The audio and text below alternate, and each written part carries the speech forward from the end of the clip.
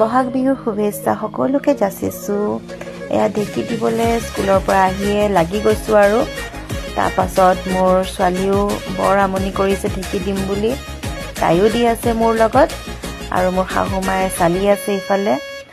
আৰু তাৰপাছত আমি ঢেঁকী চেকি দিয়া হৈ গ'ল ছোৱালীৰ লগত। তাৰপাছত আকৌ নাৰিকলখিনি ৰুকি পিনে গুড়েদি ভাজি আছোঁ এইখিনি। আৰু ভাজি হোৱাৰ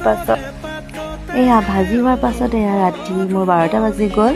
পিঠাখিনি বনাওঁতে মোৰ মানুহজনে ৰেকৰ্ড কৰিছে মোক পিঠা বনোৱাত, আৰু ৰেকৰ্ড কৰি পিনে কৈ আছে যে তুমি ইমান দেৰিকৈ বনাব লাগে নেকি, হৈ গ'লে আৰু থোৱা।